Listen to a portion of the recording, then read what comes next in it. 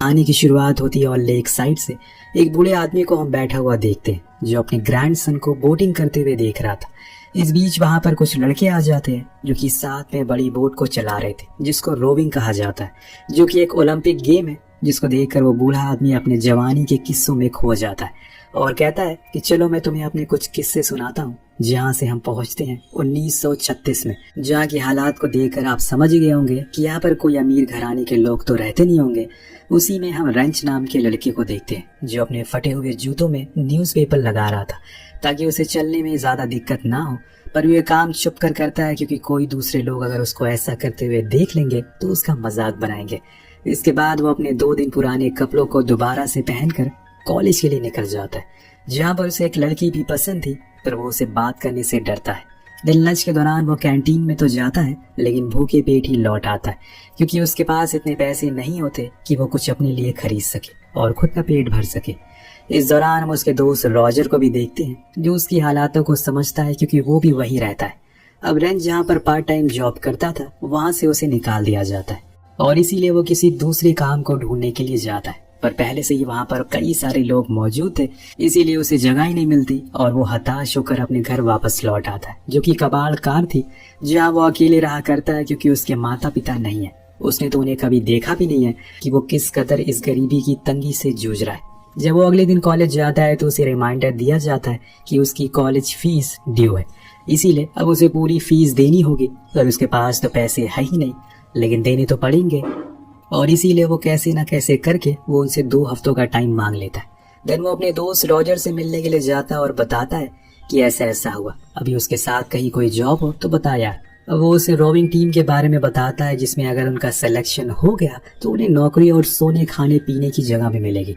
उसके लिए उन्हें टेस्ट देना होगा जो काफी मुश्किल होता है, पर रेंच एक बार ट्राई तो करना ही चाहता है, इसीलिए वो लोग क्लास के बाहर टेस्ट के लिए जाते हैं जहाँ वो देखते हैं कि वहाँ वो अकेले नहीं बल्कि कई लड़के आए हुए हैं। अब इस बीच कोच आकर सभी को बताते हैं कि तुम लोग यहाँ पर रोविंग नाम के गेम में हिस्सा लेने के लिए आए हो, पर मैं तुम्हें बता दूं कि जेपी बोर्ड जिसको 8 ही लोग चलाते हैं उसमें से एक लीडर होता है और एक मास्टर और बीच के 6 लोग पूरी जान लगाते हैं क्योंकि ये गेम जितना दिखने में आसान है उतना होता नहीं है। एक एवरेज इंसान उस बोर्ड को ज्यादा देर नहीं चला पाएगा, इसलिए तुम्हारा भी टेस्ट होगा और देखा जाएगा कि कौन कितने पानी में है। इसके बाद सभी के नाम रजिस्टर्ड किए जाते हैं और उन्हें 2 टीम में बांट दिया जाता है। देन इन लोगों से pushup, running, heavy workout, then आखिर में जेपी बोर्ड को चलवाया जाता है। इस दौरान रेंच आकर कोच से रिक्वेस्ट करता है कि अगर कोई भी उसके लायक कोई काम हो यानी कि कोई भी पार्ट टाइम जॉब तो वो उसे जरूर बताए। ये सुनकर उसके साइड में खड़ा लड़का हंसने लगता है और पूछता है कि तुम ट्रेनिंग से इतना थक जाओगे कि काम कब करोगे। तो इसके जवाब में रेंच कहता है कि सर, गरीबी आपको सोने नहीं देती और भूखा पेट आपको खाली पेट रहने नहीं देता, इसीलिए कुछ न कुछ तो करना ही होगा शरीर को चलाने के लिए। खैर एक दिन जब ये लोग ट्रेनिंग के बाद कुछ खाने के लिए जा रहे होते हैं तो रॉजर रेंच से पूछता है क्या वो उसके साथ चलेगा, पर वो ये कहकर मना कर देता है कि उसे भूख नहीं है। लेकिन मसला पैसों का था जिससे सब कुछ खरीदा जा सकता है, इंसान भी, पर वही चीज रेंच के पास नहीं है और इसीलिए वो एक स्लम में जाता है जहाँ पर कुछ बेघर लोगों को खाना बांटा जा रहा था, जिसकी लाइन में रेंच भी खड़ा हो जाता है। पर जब वो देखता है कि उस खाने को उसका क्लासमेट बांट रहा है तो वहां से दूर हो जाता है और उस रात भूखे पेट ही सोना पड़ता है उसे। अब इतनी प्रैक्टिस के बाद जब ये दोनों क्लासेस के लिए जाते हैं तो इनसे बैठा तक नहीं जाता क्योंकि इनकी पूरी बॉडी दर्द कर रही थी, इसीलिए दोनों ही वहीं सो जाते हैं। पर तब प्रोफेसर को पता चलता है कि कोई सो रहा है तो वो इन लोगों को ही और देखता है, लेकिन सारा जिसको रेंच पसंद था वो उसे जगा देती है, पर रॉजर सोया ही रहता है जिससे कि उसे पनिश किया जाता है। ऑडिटोरियम की कुर्सी ठीक करने की उसे सजा मिलती है। इसके बाद ये लोग फिर से ट्रेनिंग के लिए जाते हैं जहाँ पर इनसे पिछली बारी से ज्यादा प्रैक्टिस करवाई जाती है। बोर्ड को सोलो चलाने के लिए कहा जाता है। कुछ बहुत मुश्किल टेस्ट होते हैं और इस गेम में सबसे अहम था स्टैमिना, जिसकी मात्रा सभी में ज्यादा होनी चाहिए। लेकिन ये सब रेंच इसलिए नहीं कर रहा था कि उसे इस गेम को खेलने का पैशन है या फिर वो अपने देश के लिए कुछ जीतना चाहता है, बल्कि उसे तो बस खाने के लिए खाना और काम करने के लिए एक जॉब मिल जाए जिससे वो अपने कॉलेज की फीस भर सके। पर किस्मत को कुछ और ही मंजूर होता है, जो क्या था ये आपको कुछ ही देर में पता चल जाएगा। इन दिनों के दौरान सारा और रेंच के बीच बातें शुरू हो गई थी। वो दोनों एक दूसरे में इंटरेस्ट दिखाने लगते हैं, पर अभी रेंच का फोकस 8 लोगों की सिलेक्शन पर था जिसके लिए वो पूरी जान लगा देता है। देन फाइनली वो दिन आ जाता है जिसका सभी को इंतजार था, यानी कि सिलेक्शन का दिन। सभी को इकट्ठा किया जाता और बारी बारी करके उन लोगों का नाम लिया जाता है। जिसमें रेंच और रॉजर का भी नाम लिया जाता है। अब वो अपना नाम सुनकर बहुत ही ज्यादा खुश होते हैं। इसी के लिए तो उन्होंने अपनी पूरी जान लगा दी थी। दिन उनका फोटो शूट होता है और फिर इन्हें मिलाया जाता है इनके शाउटिंग लीडर गैरी से, जो कि इन लोगों को इंस्ट्रक्शन देगा कि उन्हें किस रूट पर आगे बढ़ना है और कैसे कैसे क्या करना है। वो रात वो 8 लोग काफी एंजॉय करते हैं, पर रेंच तारा से मिलने के लिए जाता है। दोनों बोर्ड पर होते हैं जहाँ रेंच उसे आज पूरे दिन क्या हुआ सब कुछ बताता है, जिसको सारा इत्मीनान से बहुत सुनती है। और कुछ इस तरह से इनकी कहानी उस बोट की स्पीड की तरह धीरे धीरे सही लेकिन रफ्तार पकड़ने लगती है। दिन अगले दिन इन्हें ट्रेनिंग के लिए बुलाया जाता और पहली बार प्रोफेशनल के साथ प्रैक्टिस करवाई जाती, ताकि ये उनका स्टैमिना, उनकी टेक्निक को समझ सके, कैसे वो पैडल को मूव करते हैं, कैसे अपने टीममेट को मोटिवेट कर रहे हैं। सब कुछ इन्हें ध्यान में रखना पड़ेगा। अब एक दिन घर जाने के बजाय रेंच उस जगह पर पहुंच जाता है जहां इनकी बोट को रिपेयर और बनाया जाता है। वहां वो बड़े ही गौर से उस बोट को देखने लगता है। तभी एरन नाम का एक बूढ़ा आदमी वहां आता है जिसका यही काम था। वो उसे देखकर हैरान था क्योंकि कोई भी लड़का यहाँ नहीं आता, क्योंकि उन्हें नॉर्मली इंटरेस्ट नहीं होता इन सब चीजों में। पर रेंच अलग था। वो उनसे काफी बातें करता है, जिसे सुनकर वो कहता है कि तुम्हारा जब भी मन करे तुम यहाँ आ जाना। अब यहाँ रेंच की लाइफ ऐसे ही चलती रहती है। उसे अब रूम भी मिल गया था, अच्छा खाने को भी मिलता था और कुछ पैसे भी। साथ में ट्रेनिंग भी चलती रहती है जिसमें वो अपनी पूरी जान लगा रहा है, क्योंकि उसे अब ज्यादा पैसों की जरूरत है। इतने में उसका कुछ नहीं होने वाला। अब एक दिन हेड कोच के पास कम्युनिटी मैनेजर आते हैं, जो इस टीम को देखकर कहते हैं कि इस बारी हमें गोल्ड लाने से कोई रोक नहीं सकता, बस मेहनत करते रहो। दरअसल दोस्तों 2 दिन बाद एक मैच होने वाला है, जो कि वॉशिंगटन जूनियर टीम का पहला मैच है, जिसके लिए कोच काफी नर्वस थे। बेसिकली इस टीम का नाम है वॉशिंगटन। अब उन्हें समझ नहीं आता कि वो क्या करे, कहाँ किसी को सिटिंग पोजीशन दे, और इसीलिए गैरी को बुलाया जाता है क्योंकि उसने सभी प्लेयर को सबसे करीब से देखा है। वो जानता है कि किसकी क्या ताकत है और क्या कमजोरी। वो हेड कोच को सब कुछ समझाता है, जिसके अकॉर्डिंग वो अगले दिन उन्हें बैठाते हैं। पर उससे पहले वो उन्हें एक नई बोर्ड देते हैं और एक बात बोलते हैं कि हमेशा इस बोर्ड की इज्जत करना, तभी ये तुम्हें जीत हासिल करा कर देगी। जिस दिन तुमने इसे सिर्फ एक मामूली बोर्ड समझा, उस दिन तुम सब कुछ खो दोगे।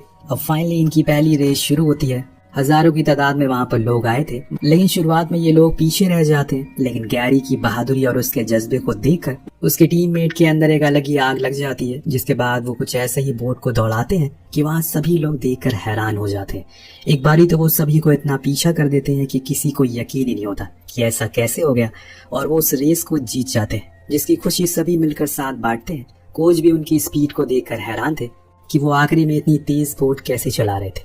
इस मैच की जीत से अब वो ओलंपिक के लिए भी क्वालिफाई हो गए। लेकिन कोच के मन में अब ये सवाल बार बार आया जा रहा है कि आखिर किसको भेजा जाए, सीनियर टीम या फिर जूनियर टीम। उधर वो सारे टीममेट आज जश्न मना रहे, रेंच और सारा भी डांस कर रहे हैं। उधर कोच ओलंपिक पुरानी वीडियोस को देखकर यही सोच रहा था कि अभी भी आखिर कौन है असली हकदार। दिन अगले दिन वो ड्रेसिंग रूम में जाता है और वहाँ सभी के सामानों को देखता है, जिसमें उसे रेंच के फटे हुए जूते और छेद हुए सॉक्स मिलते हैं, जिसे देखकर उसे समझ आ जाता है कि आखिर उसने पहले दिन उसे क्यों कहा था कि उसे कोई काम की जरूरत है। शायद यही वजह थी जिसको देखकर वो समझ गया था कि असली हकदार कौन है। पर अब सब कुछ वॉशिंगटन यूनिवर्सिटी के प्रिंसिपल के ऊपर है कि वो क्या डिसाइड करते हैं। अब सभी को हॉल में बुलाया जाता है, दोनों टीम होती है, कोच होते हैं। वहाँ ऐलान कर दिया जाता है कि अब राजा का बेटा राजा नहीं, बल्कि वो राजा वो बनेगा जो हकदार होगा। यानी कि ओलंपिक खेलने अमेरिका वही टीम जाएगी जिसने करके दिखाया, जो कि है रेंच की जूनियर टीम। जो सुनकर सभी बहुत खुश होते हैं, पर सीनियर टीम के कोच प्रिंसिपल से कहते हैं कि ये गलत है, वो ऐसा नहीं कर सकते। तो वो कहते हैं कि मैंने ऐसा तो कभी नहीं कहा, जो सीनियर है उसे ही बस मौका मिलना चाहिए, तुम साबित करो, अगले ओलंपिक में तुम चले जाओ, सिंपल। इसके बाद हम सारा और रेंच को बात ही करते हुए देखते। इतने में रेंच को बाहर उसके पिता रिक्शा खींचते हुए नजर आते हैं। जी हाँ दोस्तों, उसके पिता जिन्होंने उसकी माँ की मौत के बाद उसे अकेला छोड़ दिया और अपनी दूसरी बीवी के साथ रहने लग गए। तब वो मात्र 10 साल का था और आज वो उससे कहते हैं कि मैंने तुम्हारी फोटो सुबह अखबार में देखी, मुझे काफी अच्छा लगा, पर मुझे और खुशी होगी जब तुम गोल्ड लेकर आओगे। ये बोलकर वो वहां से चले जाते हैं। लेकिन उसके बाद से ही रेंच काफी बदल जाता है। न जाने कौन सी बात होती है जो उसे हर समय अंदर से खाए जा रही थी। सभी को ओलंपिक के लिए रवाना होते हैं, जिसके लिए वो ट्रेन में बैठ जाते हैं। पर उसी रात रेंची अपने साथी के साथ झड़प हो जाती है। इसके चलते सभी उसे अलग करते हैं और वो दूर जाकर एक कोने में चुपचाप बैठ जाता है। इसके बाद भी उसका मन प्रैक्टिस में नहीं लगता, जिस चक्कर में वो लोग बहुत ही बुरा परफॉर्म करते हैं। इस बात का दोष भी रेंच और ऊपर डाल देता है, लेकिन कोच को पता था कि गलती किसकी है। इसीलिए वो रेंच की सीट पर एक एक्स्ट्रा प्लेयर को बैठा देते हैं और उसे जाने को कहते हैं। पर उसी रात कोच देखती है कि वो अपना बैग पैक कर रहा है, जो देखकर वो एरन को बुलाते, जो उसे अपने साथ लेकर जाता है और पूछता है कि आखिर बात क्या है, उसे क्या हुआ है। तो रेंच कहता है कि उसे अपने पिता पर बहुत गुस्सा आ रहा है, आखिर उन्होंने मेरे साथ ऐसा क्यों किया, क्या मैं उन्हें कभी पसंद नहीं आया। तो एरन उसे समझाता है कि हमारी जिंदगी भी बोट जैसी होती है जिसे हमें खुद ही चलाना पड़ता है, बस फर्क इतना है कि कोई इसे जल्दी चलाकर आगे निकल जाता है और कोई वहीं का वहीं अटका रह जाता है, जिसका नतीजा ये होता है कि बोट में पानी भरने लगता है और वो डूब जाती है। रेंच उनकी बात समझ गया था, इसीलिए अगले दिन जाकर कोच से माफी मांग लेता है, जिसके बाद हम क्वालिफायर मैच को देखते हैं।